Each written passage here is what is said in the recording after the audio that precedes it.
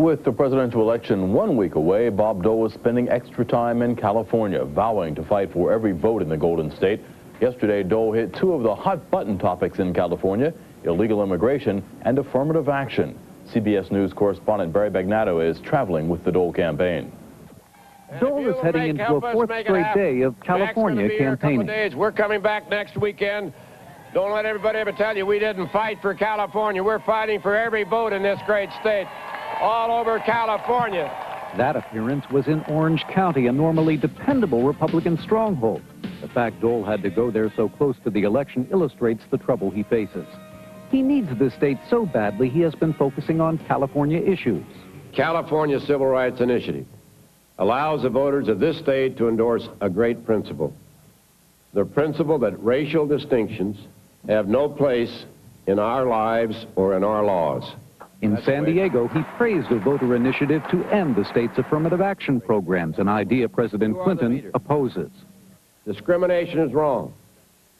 Quotas are wrong, Mr. President. Discrimination is wrong. Dole and his advisors have concentrated so much on California, they've had trouble determining their next step.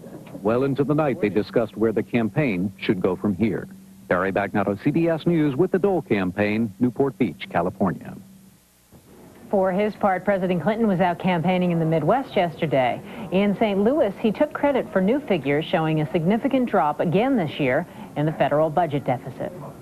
It means cheaper auto, home, credit card, business loan rates, more business expansion, more job creation, a growing economy, providing opportunity again.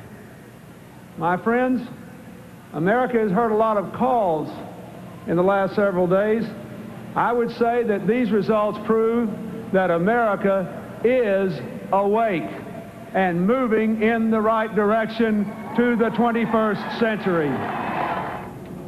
In Chicago last night, the president was stumping for Illinois Congressman Dick Durbin in his Senate battle with Republican Al Salvi. Mike Flannery reports. The president urged voters to send Dick Durbin to the Senate on the strength of what he's done in the U.S. House on matters including gun control. Dick Durbin didn't walk away. He stood up to bat and helped us hit it out of the park. And that's why the crime rate's down and why he has earned your support for the United States Senate. The president made no mention of the fact that if Democrats can gain just 3 net Senate seats next week, they will capture control of that body. It's been a thorn in Clinton's side with Republicans running it.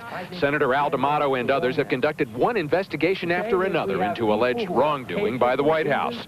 Durbin didn't mention any of that either, preferring to link opponent Al Salvi to the most unpopular Republican of them all.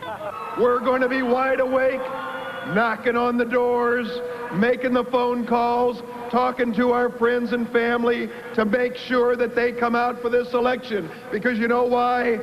America doesn't need another Gingrich Congress.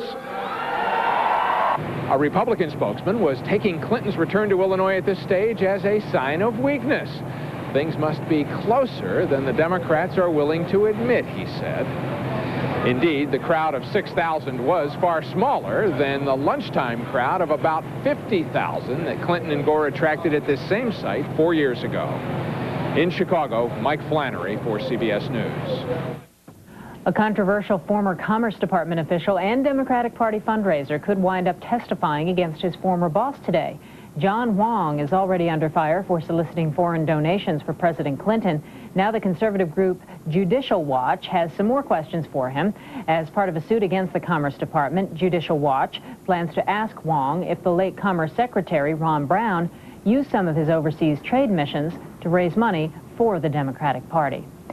And it's not just campaign financing in an election year. Everything is fair game, even the president's golf game.